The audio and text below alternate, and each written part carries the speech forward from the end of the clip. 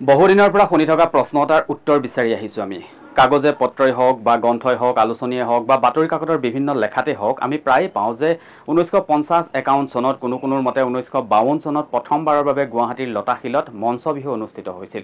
কিন্তু সমান্তৰালকৈ আমি এইটো কথাও শুনো যে তাৰো বহু বছৰৰ পূৰ্বেই গোলাঘাট জিলাৰ বেটিয়নিত হেনো অনুষ্ঠিত হৈছিল মঞ্চ বিহু। আচলতে প্ৰথমে গোলাঘাটত হৈছিল নে গুৱাহাটীত হৈছিল? প্ৰথমে লতাশিলত হৈছিল নে বেটিয়নিত অনুষ্ঠিত হৈছিল? কোন ভাগ মঞ্চ বিহু আচলতে প্ৰথম অসমৰ মঞ্চ বিহু?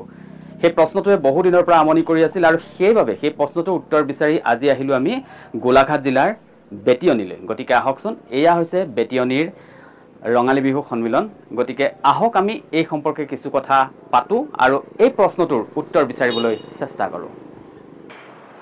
নমস্কাৰ। আজি আপোনালোকৰ ওচৰলৈ আহিলোঁ এটা প্ৰশ্নৰ উত্তৰ বিচাৰি। সাধাৰণতে শুনা যায় যে অসমৰ প্ৰথম মঞ্চ বিহুৰ কথা যদি কোৱা যায় তেনেহ'লে কাগজে পত্ৰই হওক বা আলোচনীতে হওক সকলোতে আমি পাওঁ যে 1952 চনত বা কোনো মতে 50-51 চনত লতাশিলত আৰম্ভ হৈছিল। কিন্তু শুনামতে তাৰ বহু বছৰৰ পূৰ্বেই আপোনালোকৰ এই বেটিয়নি অঞ্চলত আৰম্ভ হৈছিল আৰু এই প্ৰশ্নটোৰ উত্তৰ বিচাৰি আজি আপোনালোকৰ ওচৰলৈ আহিছোঁ। অকণমান কথা পাতিব বিচাৰিছোঁ সেই সম্পৰ্কে। এটা বৰ গৌৰৱপূৰ্ণ মুহূৰ্তত আমাৰ বেটিয়নিত 1934 চনত অসমৰ প্ৰথম মঞ্চ বিহুখন প্ৰতিষ্ঠিত হ'ল বুলি আমি দাবী কৰোঁ। এইকাৰণে আমি দাবী কৰোঁ যে আমাৰ ককা আজু ককাহঁতক আমি লগ পাইছিলোঁ, তেখেতসকলৰ মুখত আমি এইখিনি কথা শুনিছিলোঁ। এতিয়া সেই সময়ৰ কোনো লোক আছে নেকি? সেই সময়ত এজন লোকে আছে জীয়াই। হয়, তেখেত হৈছে নোমল চন্দ্ৰ শইকীয়া। হয়, তেখেতৰ বয়স বৰ্তমান? তেখেতৰ বয়স বৰ্তমান 102 বছৰ। 102 বছৰ। 102 বছৰ। হয়। এইখন আমাৰ এখন ঐতিহাসিক দলিল। হয়। দিলীপ এখন বেয়া হৈছে। এইখন দলিল যদি আপুনি ভালকে চাই চাব দেই। হয়। এই চনটো চাওক আপুনি 1952। হয়। কিমান বাৰ্ষিক চক? ষষ্ঠ বাৰ্ষিক। গতিকে লতাশিলৰ 52 চনত প্ৰথমে হৈছে, প্ৰথমে হৈছে আমাৰ চক ষষ্ঠ বাৰ্ষিক। আটাইতকৈ ডাঙৰ কথা যে এই যে আমাৰ পেপাৰখন যে দিলে, এই পেপাৰখনৰ আজিকালি ব্যৱস্থা আছে ন কাৰ্বন ডেটিং কৰি পেলাই। এইখন 1952 চনৰ বা 51 চনৰ পেপাৰ হয়নে নহয়? এই লিখাখিনি হয়নে নহয়? সেই কথাখিনি কৰিলে ওলাব। অসমৰ মানুহে জানেই যে বেটিয়নিখন প্ৰথম বুলি। কথাটো বিচাৰটো তেওঁলোক মুখপাত্ৰত আছে, তেওঁলোক মানে চিঠিত আছে।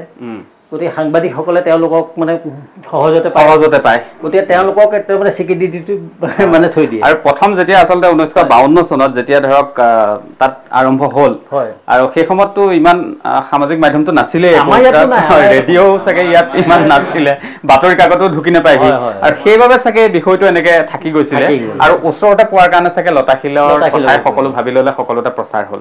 আমাৰ অন্য কথা নাই যে আমি এটা অনুৰোধ জনাম চৰকাৰৰ আচলতে ৰাজী বৰুৱা, ৰাধা গোবিন্দ বৰুৱা সিংহপুৰুষে যিখন অনুষ্ঠান পাতিলে সেই অনুষ্ঠানখনৰ প্ৰচাৰ আছে। তেখেতৰ হাততে সংবাদ মাধ্যম আছিলে তেতিয়া, ইলেক্ট্ৰনিক নহ'লেও প্ৰিণ্ট মিডিয়া, দুইটা ভাষাতে, অসমীয়া ইংৰাজী।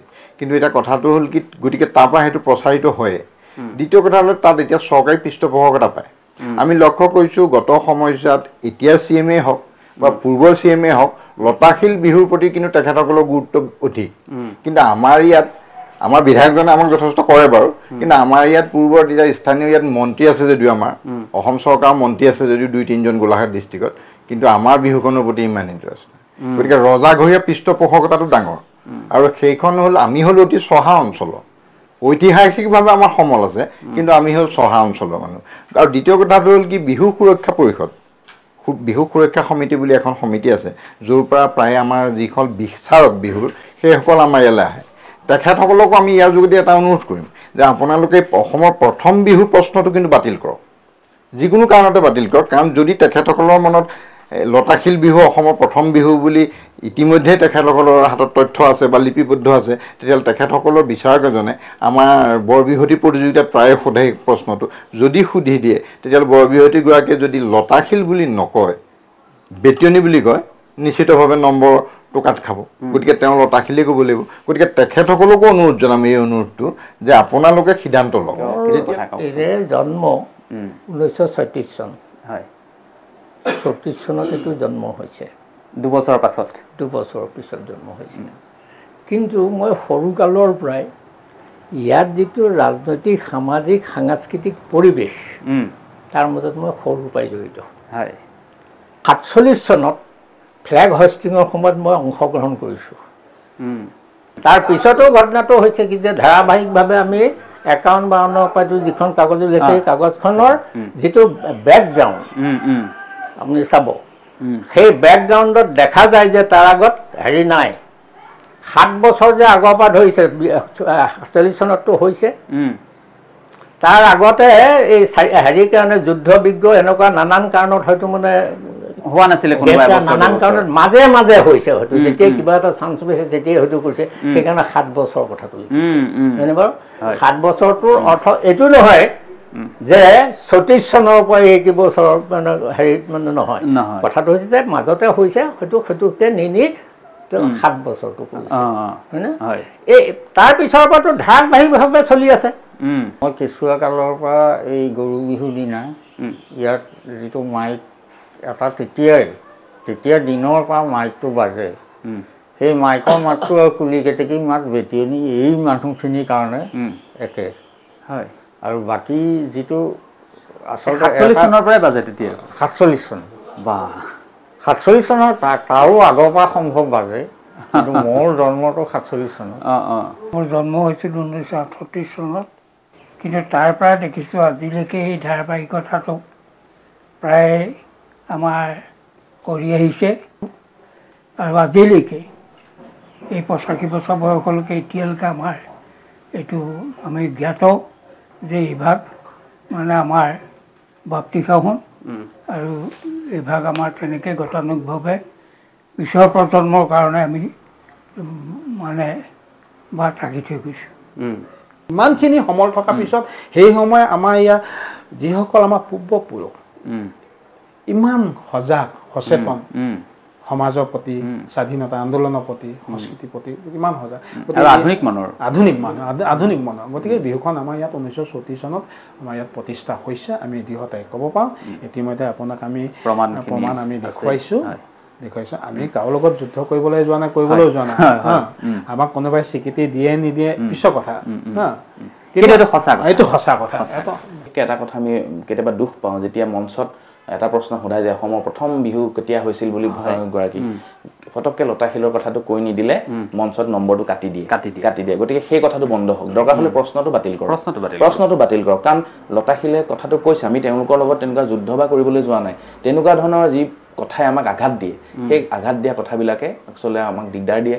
যিহেতু আপোনালোকে দেখিছে প্ৰমাণ সহকাৰে আমাৰ অগ্ৰজসকলে কৈছে, গতিকে তেনেকুৱা ধৰণৰ প্ৰশ্নবিলাক যদি নকৰে, দৰকাৰ হ'লে এই ক্ষেত্ৰত এটা সামগ্ৰিকভাৱে এটা গৱেষণা হওক, আৰু এনেকৈ ধৰণৰ যিবিলাক বিতৰ্কিত কথা বতৰা সেই কথা বতৰাবিলাক যাতে নাহে, তাৰ বাবে আমি আপোনালোকৰ যোগেদি সকলোকে অনুৰোধ জনাইছোঁ। আৰু বিশেষকৈ যিসমূহ বহিমঞ্চ এনেকুৱা ধৰণৰ প্ৰশ্ন অৱতাৰণা হয়, তেওঁলোকে এই কথাখিনিৰ ক্ষেত্ৰত অকণমান নিজে আলোকপাত কৰিলে কথাখিনি গম পাব। পূৰ্বতে কৈছিলোঁ আপোনালোকক যে আজি এটা প্ৰশ্নৰ উত্তৰ বিচাৰি বেটিয়নিলৈ আহিছিলোঁ, আৰু বেটিয়নিলৈ অহাৰ পাছত সেই প্ৰশ্নটোৰ উত্তৰ কি হ'ল সেয়া নিশ্চয় আপোনালোকে গম পালেই। অগ্ৰজসকলে ইতিমধ্যে ক'লেই এই অঞ্চলৰ লোকসকলে যে 1934 চনতেই এই বেটিয়নিত মঞ্চ বিহু অনুষ্ঠিত হৈছিল, আৰু তাৰ প্ৰমাণস্বৰূপে বহুতখিনি প্ৰমাণ তেওঁলোকে দেখুৱালে। আৰু তাৰ যদি কেমেৰাটো ওচৰলৈ আহে তেনেহ'লে দেখিব ইয়াতে 1951 চন আৰু 52 চনত যি বিহু অনুষ্ঠিত হৈছিল তাৰ কাৰ্যসূচী ইয়াত আছে। আৰু এইফালে এইখন যদি চাই, এইখন 6ষ্ঠ বাৰ্ষিক অধিৱেশন, তলত যদি চাই চনটো দেখিব তেনেহ'লে গোলাঘাট 1952 চন, অৰ্থাৎ এইখন 1952 চনত যি ইয়াত বিহু অনুষ্ঠিত হৈছিল, আৰু সেই বিহু 6ষ্ঠ বাৰ্ষিক অধিৱেশন আছিল, আৰু সেই বিহু ইয়াত অনুষ্ঠিত হোৱাৰ এয়া কাৰ্যসূচীখন ইয়াত স্পষ্টভাৱে আছে।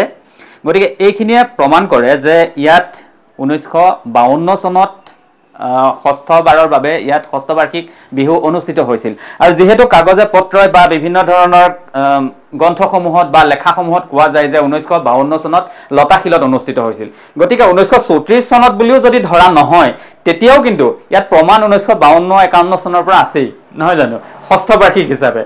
গতিকে এইটা প্ৰমাণ কৰে যে বেটিয়নি অঞ্চলতে আচলতে মঞ্চ বিহু প্ৰথমে অনুষ্ঠিত হৈছিল। আৰু প্ৰমাণ আছে এয়া ককাই ইতিমধ্যে ক'লেই ককাই পাইছে সামগ্ৰিক গোটেই কথাখিনিৰ পৰা আমি বুজি উঠিলো যে বেটিয়নী এই অঞ্চলটো পূৰ্বৰে পৰা সকলো দিশতে যথেষ্ট আগবঢ়া আছিল শিক্ষাৰ ক্ষেত্ৰতে কওক সংস্কৃতিৰ ক্ষেত্ৰতে কওক বা খেলা ধূলাৰ ক্ষেত্ৰতে কওক সকলো দিশতে আগবঢ়া আছিল গতিকে তেনেকুৱা এটা অঞ্চলত মঞ্চ বিহু এভাগ আৰম্ভ হোৱাটো একো ডাঙৰ কথা নহয় এইটোৱে মূল কথা আছিল যে এই অনুষ্ঠান ভাগে প্ৰসাৰ নোহোৱাৰ প্ৰধান কাৰণটো হৈছে যি সময়ত এই অনুষ্ঠান ভাগ আৰম্ভ হৈছিল সেই সময়ত ইয়াত বাতৰি কাকতে হওক বা বিভিন্ন গণসংযোগ মাধ্যমসমূহ সেই সময়ত ইয়াত প্ৰসাৰ নাছিল ভিতৰুৱা অঞ্চলসমূহত আৰু সেইবাবে প্ৰসাৰটো নাপালে 1952 চনত যেতিয়া লতাশিলত আৰম্ভ হ'ল সেয়া প্ৰসাৰ হ'ল ফলস্বৰূপে এই বেটিয়নী অঞ্চলটো যি এই অনুষ্ঠান ভাগ হৈছিল এই অনুষ্ঠান ভাগ থাকি গ'ল গতিকে আমি এতিয়া অনুৰোধ জনাইছো বিশেষকৈ বিহু সুৰক্ষা সমিতিক আমি অনুৰোধ জনাইছো যে তেওঁলোকে যাতে এই বিষয়টোৰ ওপৰত অলপ অধ্যয়ন কৰে তেওঁলোক যাতে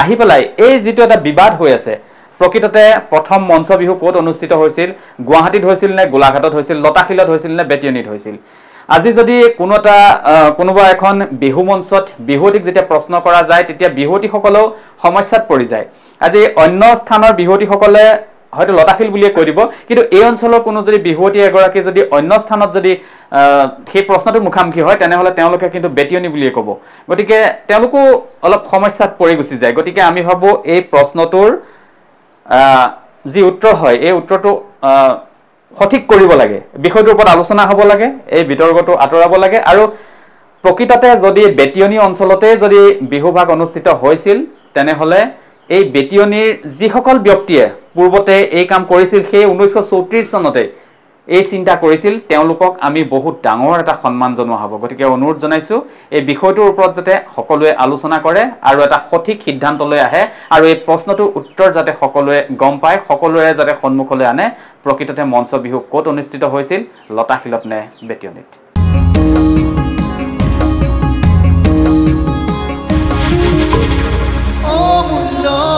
Oh,